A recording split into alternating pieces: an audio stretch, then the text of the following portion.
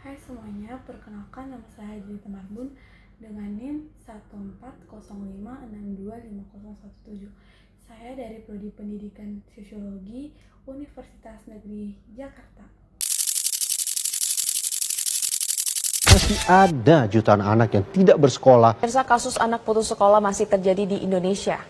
Pendidikan adalah proses pembelajaran dan pengembangan pengetahuan, keterampilan, sikap, serta karakter seseorang agar menjadi pribadi yang mampu dalam menghadapi kehidupan.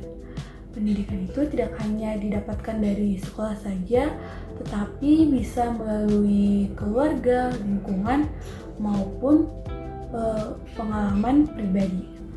Namun, kenyataannya tidak semua anak memiliki kesempatan untuk mendapatkan pendidikan yang sama. Nah, salah satu penyebab utamanya ini adalah karena faktor ekonomi keluarga.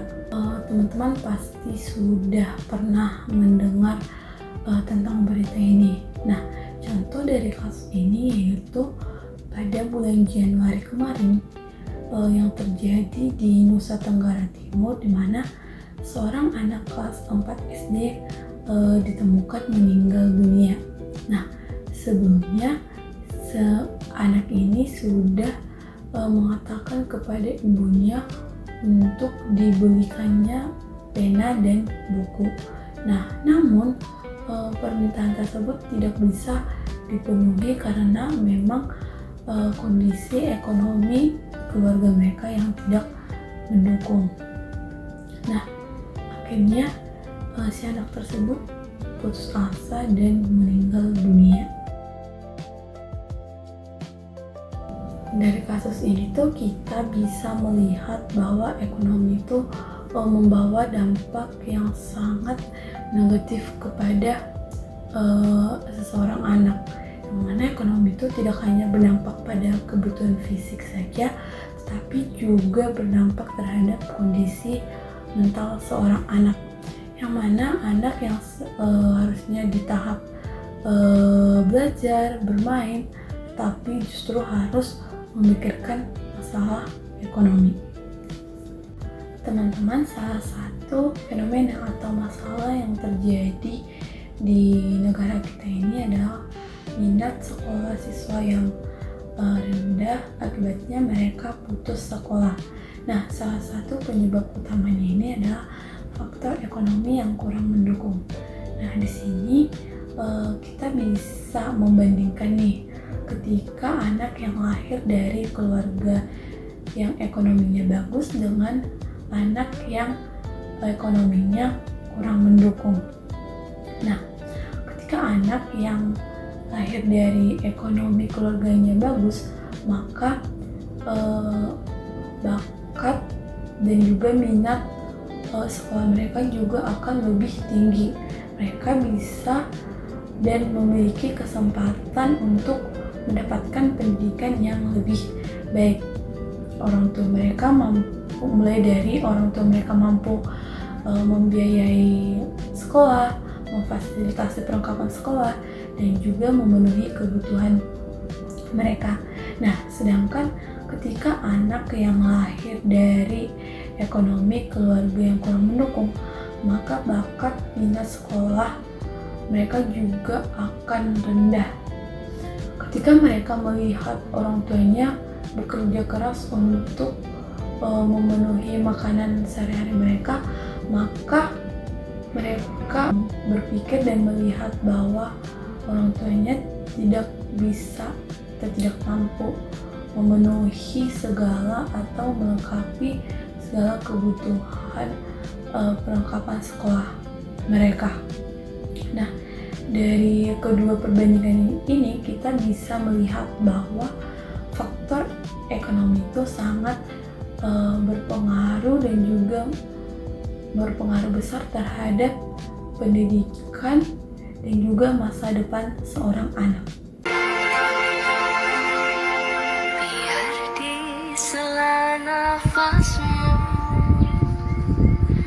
tenang. Jadi apa solusi yang harus dilakukan pemerintah terhadap fenomena ini? Nah, yang pertama tuh pemerintah perlu memeratakan pendidikan di setiap daerah, terutama di daerah 3T, karena di daerah-daerah yang tertinggal masih banyak ditemukan anak-anak yang tidak bersekolah karena orang tua yang tidak mampu membiayai dan juga memfasilitasi dan juga memenuhi kebutuhan anak-anaknya. Yang kedua itu pemerintah membuat berupa beasiswa. Nah, ketika pemerintah sudah menyalurkan beasiswa tersebut, maka pemerintah harus memperhatikan apakah beasiswa tersebut benar-benar tersampaikan. Tidak hanya pemerintah saja, tetapi masyarakat juga memiliki peran penting dalam pendidikan. Nah, yaitu dengan melakukan kegiatan sosialisasi, donasi buku, bantuan pendidikan, dan juga relawan pengajaran bagi anak-anak yang membutuhkan, sehingga dampak kecil dari masyarakat ini akan membawa dampak yang besar bagi masa depan pendidikan anak-anak di Indonesia. Dari kasus-kasus pendidikan yang terjadi di negara kita ini, kita menjadi belajar untuk lebih menghargai terhadap pendidikan yang kita miliki, karena masih banyak di luar sana anak-anak yang ingin bersekolah tetapi terhalang oleh faktor ekonomi. Jadi kita harus lebih bersyukur, semangat belajar, dan menghargai setiap kesempatan terhadap pendidikan yang kita miliki.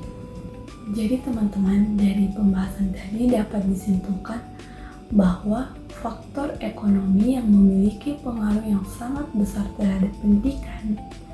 Kondisi ekonomi dapat menentukan akses sekolah, fasilitas belajar, kualitas pendidikan, hingga masa depan seorang anak. Anak-anak yang hidup dalam keterbatasan ekonomi seringkali menghadapi berbagai hambatan dalam memperoleh pendidikan yang layak.